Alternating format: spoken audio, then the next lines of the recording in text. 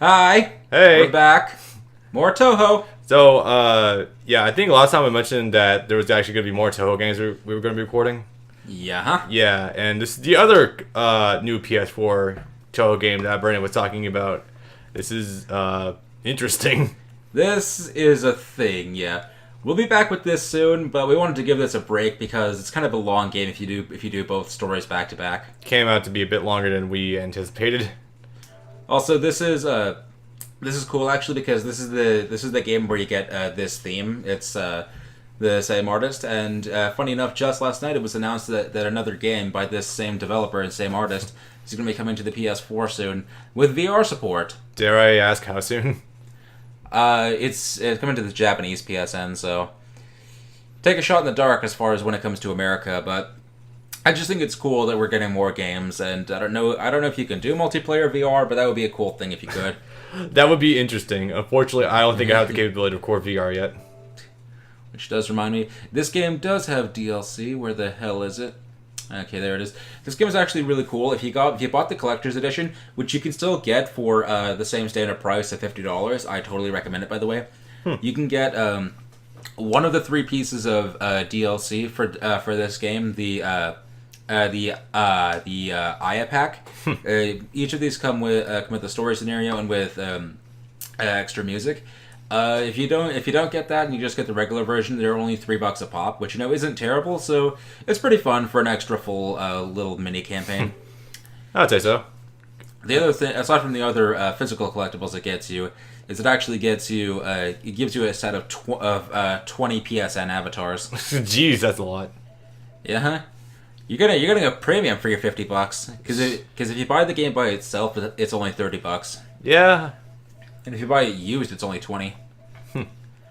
I am partial to the Aya and the Reimu ones. I would use the Yomu ones, but a friend of mine does, and one of us would just have to change. Wearing the same thing. One of us would have to change. I gotta say, the art style in this game looks fucking fantastic, though. Oh no, the art is great. There are also 10 other avatars that you can get for the game, but those you do have to pay for, sadly. I'm not too broken up about them because I'm not terribly fond of them in comparison. Yeah, the overly chibi ones, yeah. Yeah. I mean, they're cute, don't get me wrong, but not something I would spend an excessive amount of money on. Yeah, they are 50 cents, but if you can buy them in bulk, that'd probably be better, but yeah. Yeah. Anywho. Yeah, avatars aren't something I usually go on my way to get. I'm happy with my Devil May Cry shit. The cool thing, though, is that all of these avatars are actually taken from their spell card art, so from their special attack art. Nice. So these ones here on the right, these are from their normal special attack art. These ones here on the left are from their final spell art, which is basically just meant to look like fan service. I can tell. Yeah, it gets especially blatant with Sanae, which, by the way, fuck her in this game. I hate her. She's not only is she annoying to fight, but she's the final boss of like 5 or 6 of the 12 campaigns, and that is just a pain in the ass. Ah, so she's the dedicated second to final boss. Okay, that's fun. Anywho, so I'm ready to rock and roll. Alrighty, where are you? There we are. Somewhere. Alright, so this game is very interesting. It's basically what a regular Touhou game, but they made it into like a pseudo fighting game. It's rather odd, actually. I'm not complaining because it still seems kind of fun. I haven't played myself yet. Brandon's been the one pulling the way on that, but it seems interesting. Soon after this, we're gonna do some multiplayer because there actually is some actual verses, and it's gonna be a hell of a time. There's an online mode. Yeah. That's adorable. There's all fucking rankings also, my god. Yeah, I think this game has leaderboards. Nice.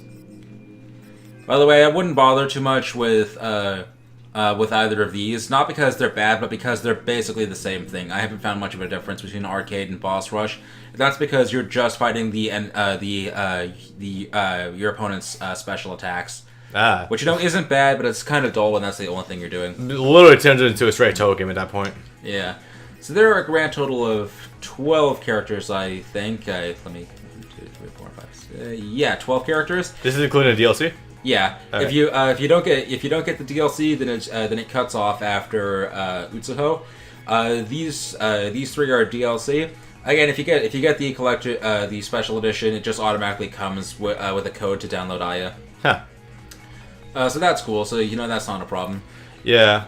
Either way, if you do end up getting all the DLC, even with the collector's edition, you're still paying less than the price of a full launch game. You know what I just realized? What's up? We don't have access to a playable patchouli. That's rare. Huh.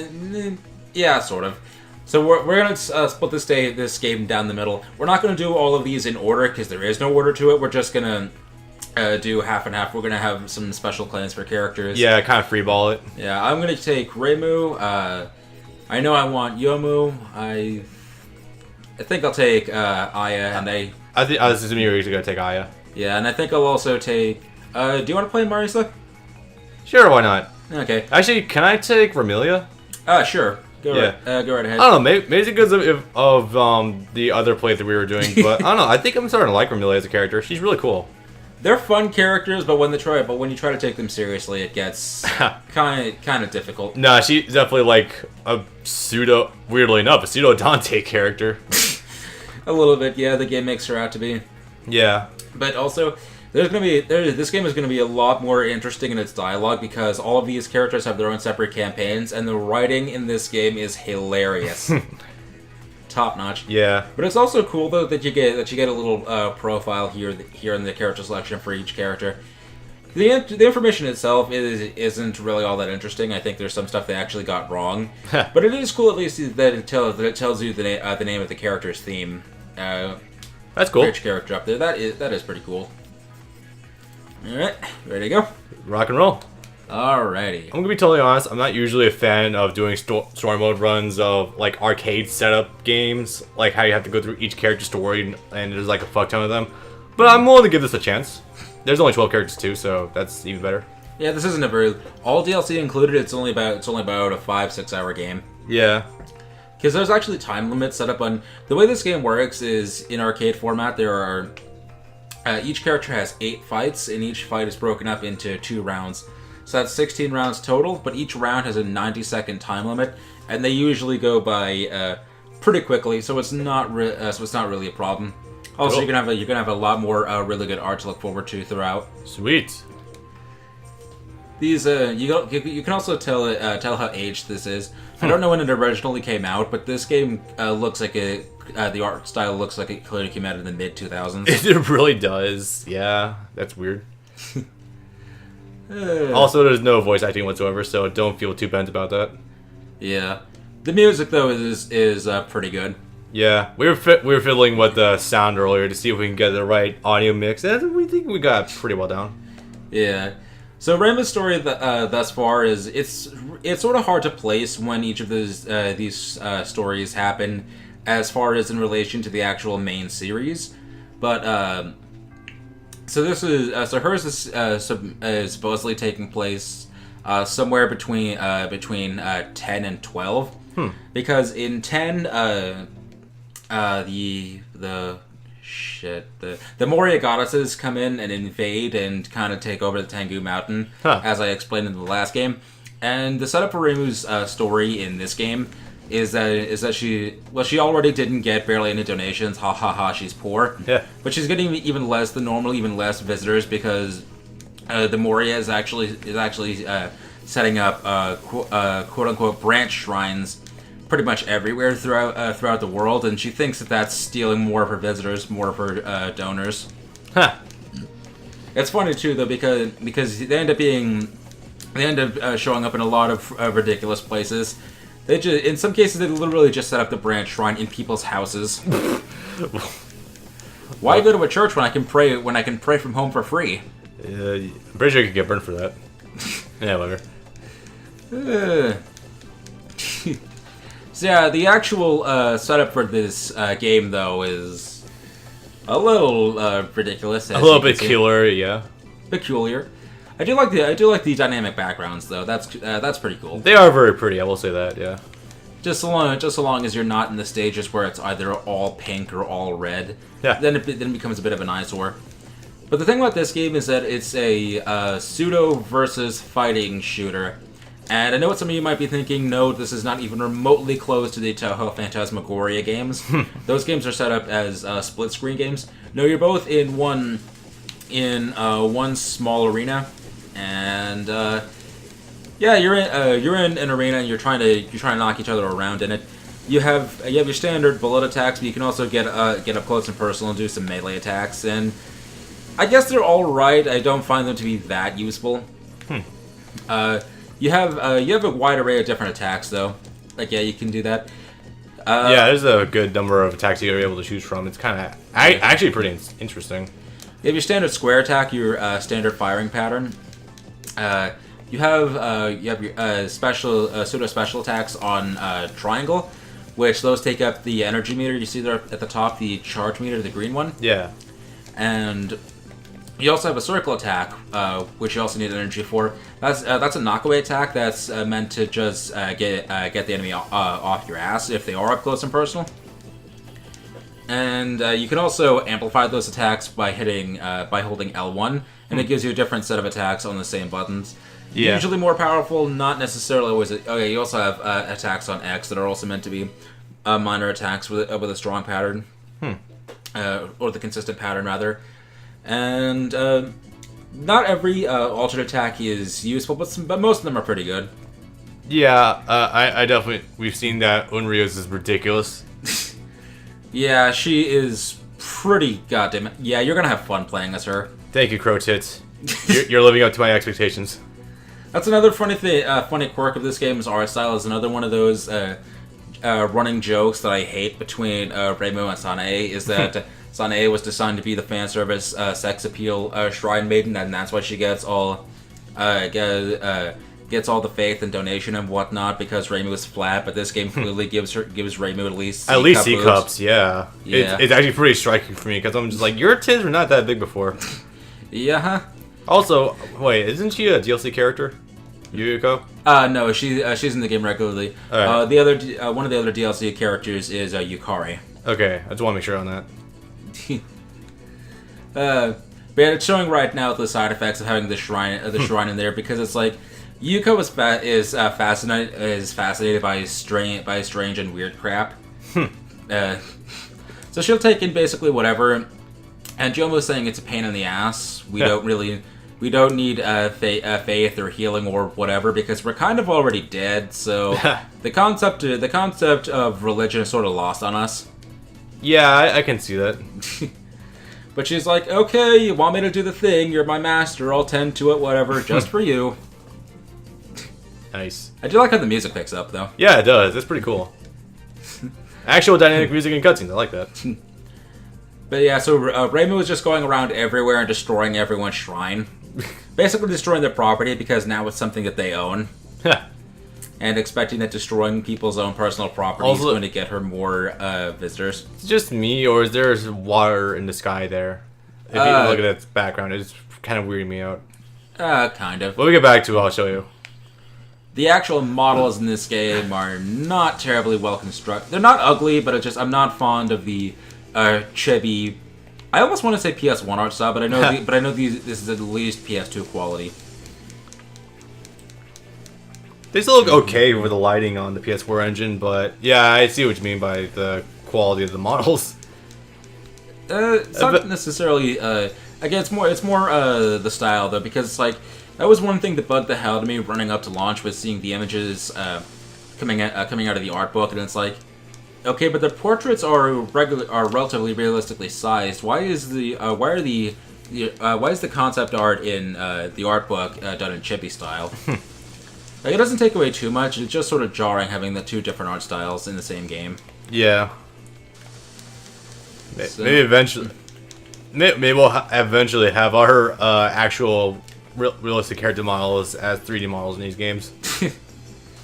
You sort of have that with one of the fighting games that's currently out on the Japanese PS4, Sky Arena.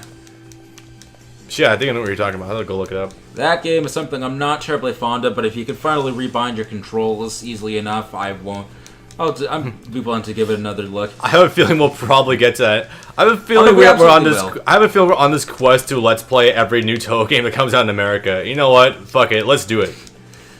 Even the ones that aren't on. on console. You don't really like those. That when you get up close and personal and you actually do hit them, you see the characters' faces actually reacting, and that's a nice little detail that I do like. Yeah, I was noticing that too. That's really nice. See, actual alive models as opposed to just that chibi. There we go. The spell art though is actually really good though. Yeah. Also, as you might have also noticed by now, you don't need to worry about dying in one hit like regular shooters. You actually do have health bars. And that was jarring for me too, because I've been playing Touhou games for a number of years now, and that took a while to get used to outside of the fighting games. Yeah. To be fair, I mean, I'm going into it with the mentality that they actually want to treat this like an actual fighting game. So it's not just bullshit. Yeah, sort of. It doesn't control much like the main series at all. But if you're looking for an entry point, it's a pretty good start actually in terms of the actual main series. I said this before, but Scarlet Curiosity is a good entry point for the spin-off fan games, and that still holds true. This is a good gateway to the main series. Yeah. Also notice you accidentally skipped the victory text there. Well, you only need to show that off the once because it stays the same every time. It's just the one line of dialogue. Oh, okay. I was worried about that. The thing that's weird about though is that some of the characters' victory lines actually do have context that requires a certain character there, but it'll play that for every single character. Okay. Yeah. This isn't quite Guilty Gear yet. Not quite. Well, literally every character in XR has like a paragraph of unique text between every single matchup. Oh yeah, it does look like there's water in the sky. It's fucking with me. Huh. Yeah, it's part of the art style. It's a watercolor thingy. The trees in the background stand out so much though. I'll never get over the trees though. Those are actual 3D trees, I think. But they're N64 quality trees though. Yeah, well, definitely. It still gets me that some games on the PS4 have N64 trees. Yeah. Then again, these games are being ported. Some of them, I imagine, are upwards of like 10 years old or something like that. No, I mean some actual regular PS4 games have N64 trees. Yeah. Castlevania 64, eat your heart out. Mario 64. No, not even like that. Like the shitty ones where it's like they try to make it look like trees, but it's literally just flat images. That's cut into a 4-way angle. Ah, all right. Let's see. I wanted to be able to show off my spell attacks, but the early on enemies don't give you nearly enough to work with. You don't have to spend nearly long enough to actually get a full charge, or at least getting up to a half charge. To do your special mode, your spell card attack, you need at least 2 gauges of energy up there. Huh. This song here, I love this song. It's Yuko's theme. I forget what it's called exactly, but oh my god, this song was used in every single trailer for the entire for the game leading up to release. Even the DLC character trailers that didn't have anything to do with her or her theme had this theme playing in it. Extend, huh? That's basically like your last chance mode. We'll give you one single extra hit to try and win with. If you can't win with that one extra hit, then you're screwed. Then you lose. That's actually feasibly really cool. That's a nice comeback mechanic if you treat it well enough. The problem though is that you don't have nearly enough range of movement to avoid much in the way of bullets. So it's at best it's only going to give you an extra 10 seconds. Yeah. Because like you see the way I'm dodging, and I'm still taking slight hits here and there. Damn, she got me. But you know, it is nice though at least to see some quote-unquote life being breathed into the areas, into the locales in this game, because Gensokyo is a very vibrant world actually if you stop to actually look around at the world and see all that it has to offer. Yeah. Although Scarlet Curiosity would certainly lead me to believe that it's smaller than I thought it would be. Yeah, that was leaving me with a bit of mixed impressions with that one. I think I sort of get why. I think the most recent character from the main series that was in that game was, I think, also... How the fuck are you supposed to avoid that one? Run the best you can. Apparently. Was the characters from 11, Subterranean Animism, because we were in the underground. Huh. I don't think there's anything... That's the weird thing is that a lot of these... fan work that I've noticed in recent years tends to actually stop including characters after 11. which I don't know if that's a symbol of what time the stuff was originally made, or just where they either stopped paying attention or where their favorite part of the series ended or whatnot. But it strikes me as odd because while 11 was certainly the most difficult game in the series without a doubt, I don't remember it being one of... it's still good, but I don't think it was one of the best games in the series. 12 is... 12 on... I still have not looked up what that was called, damn it. Something UFO. You actually just killed her inside of the super. Did you notice that? Yeah, when a character's in their final spell mode, which is when they have the extend and they use their spell card, they gain a bit of health, but if you kill them in that mode, they die completely. Okay, I was wondering about that. That was interesting. This game has some interesting rules. It's not really sure what it wants to abide or not. Where was I? Oh yeah, so 12 was also a bit of a small turning point in the series as well, because that was when it started getting a bit on the nose with the religious warfare stuff, because that was when 12 was when they introduced the Buddhists and 13 was when they introduced the Taoists. Yeah. So I guess I can sort of understand why some people would take a bit of umbrage with it. Yeah, they'll probably do it. Because I explained this before, but 13.5 Hopeless Masquerade. The story of that game is literally religious warfare. The funny thing is that the Moriya's, the other Shinto shrine, isn't actually in the game at all. Funny enough, you could probably already chalk what Reimu's doing right here as religious warfare to begin with. Kind of destroying all the other shrines out there. This, yes. In general, no. She just fucks people shit up because they're not behaving like good little children. But this is basically a midpoint between Reimu's next destination. That's another thing that happens a couple times too in Reimu's story, is that in between destroying shrines, she has to fight someone that will tell her where the next set of shrines is. Okay. Really? Alright.